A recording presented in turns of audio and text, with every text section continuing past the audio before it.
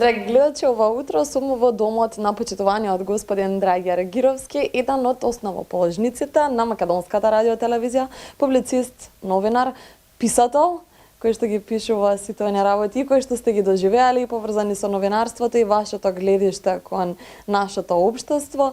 Исто така добитник на највисоката награда 11 октомври за животно дело во новинарството. Добро утро. Добро утро. Мило ми е што е после 2 години пак за книга правиме разговор за многу актуелна тема. Ова книга се нови стремежи и раскази, и тоа се нови раскази. Битно е што по мене ова книга успеа да ја објавам во чест на мојот 85-ти роден ден и 66 години во новинарската професија. А таа професија, знаете вие сега како млада перспективна новинарка, дека е бара на вистина да се борите за вистината, за она што треба да се критикува, да се наоѓаат излезни решенија и да се создава една атмосфера на подобра иднина. Тоа е многу битно, да не правиме образа, да не создаваме меѓу и како новинари и нашите куќи новинарски да создават наши, ваши, ние сме сите македонци што живееме во Македонија и треба да бидеме единствени во се и да имаме подобар живот и подобра иднина. Нови стремежи и раскази. Што нови стремежи? Зашто нови стремежи? Видите, тоа е токму темата е битна што овие 3 години, 2-3 години што ја подготвувам оваа книга се содржани колумни, околу 40 разговори на актуелни теми. Тие теми се поврзани со економската, социјалната криза во Македонија и така натаму и со тоа навистина се создаде една атмосфера дека не треба да имаме иднина. Иднина мора да имаме, тоа се стремежи. Јас во секој тој текст што го давав, колумна давав како треба да биде. Како треба да биде, да кажеме, подобар живот, како треба да се цени историјата, македонскиот јазик и нашиот македонски идентитет.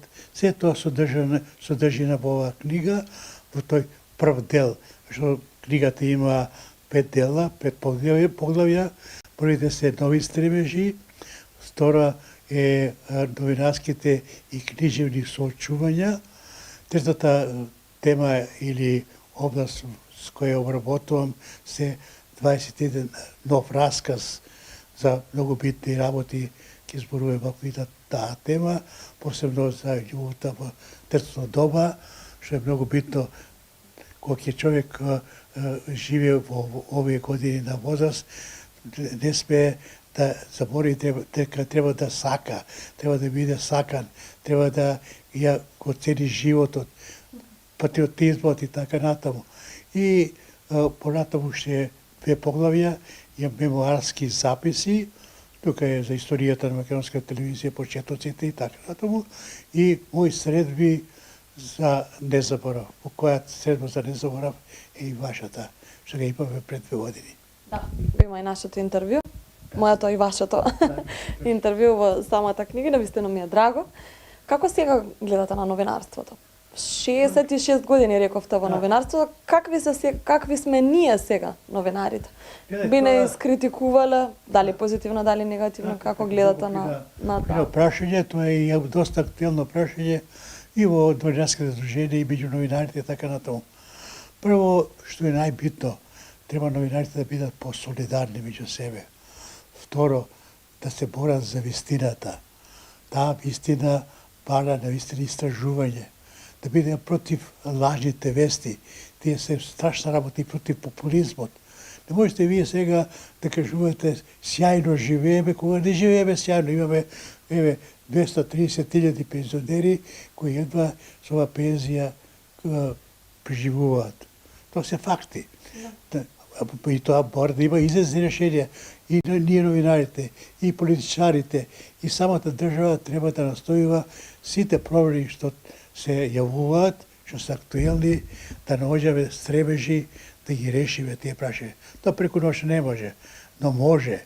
Има сила, има, да кажеме, таа силата е во единството, во соживотот. Силата е по тоа да сакаме да напредуваме, докато сакаме нашето, да ја сакаме Македонија, да бидеме патриоти во секоја смисла на зборот. Тоа се работи кои не се учат преку ден, се учат со време. И правото новинарство е тоа, да се борат за правата вистина и на тој начин да помогнат да се најдат правите патишта за развојот на нашата мила Македонија. Дали тоа го споменувате и во книгата? Да, во книгата има повеќе такви колумни со тоа што навистина ме задоволува што има многу на Facebook и на Viber, на социјалните мрежи, многу позитивни коментари, прифаќање на сите тие идеи како да биде подобро, како да го проминат тој проблем сегашниот и се што го прави животот. Минатото треба во минатото да бидеме, да си го сочуваме, но мораме да живееме во сегашноста, за да не биде подобра иднина. Така. Новинарството си го носиме цел живот во себе. Без разлика што сега пишувате, нели?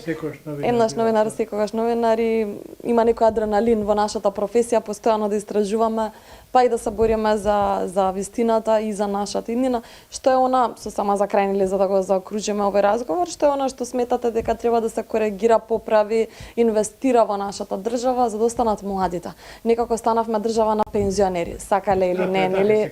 Може некој ќе се налути, ќе се навреди, меѓутоа станавме држава на повозрастни лица, младите се почесто и почесто заминуваат. Целта е да ги задржиме. Ние да останеме. Како новинар кој што 66 години ги гледа сите промени, транзиции на нашата држава, што е клучно да останат младите? Па клучно е прво да се цели меѓу себе, да создаваме една целина на спој на мудроста кај старите и на енергијата кај младите. По тој спој е едината на секоја држава, на секоја младост. Ние сакаме, јас сакам, многу сакам младите да бидат среќни. Може да бидат ако се вработени. Ако се вработени, тие автоматски повеќе ќе придонесуваат да биде тој пензијски фонд побогат. Бидејќи што повеќе имаме вработени, пензијскиот фонд ќе биде побогат, со тоа и нашите пензии ќе бидат подобри. Значи тоа е се споено. Не може да ги гледаме од страна само да кажеме проблемите на старите и проблемите на младите. Тоа е единствен спој. Само во решавањето на сите тие проблеми мораме младите да ги задржиме. Мораме да тоа е младоста која задржи кај нас или да се врати од таму што се во странство. И тоа е многу битно. На тој начин ќе создаваме да вистина оаза на мир во Македонија. Јас ти благодарам многу за одвоеното време. Можеме уште многу да зборуваме на оваа тема и за младите, и за повозрастните, и за проблемите, и за новите стремежи и новите раскази. Се надевам дека во наредната книга и ова интервју ќе го ставите во пишана верзија. Тоа настои, тоа ќе биде, со тоа што кога спомнате за раскази, тие се исто во рамките на ова моја сугестија. Старите луѓе, односно велам ја возрастните, треба да сакат, да бидат сакани, да создават љубов кон татковината, да создават љубов меѓу себе, љубов без граници.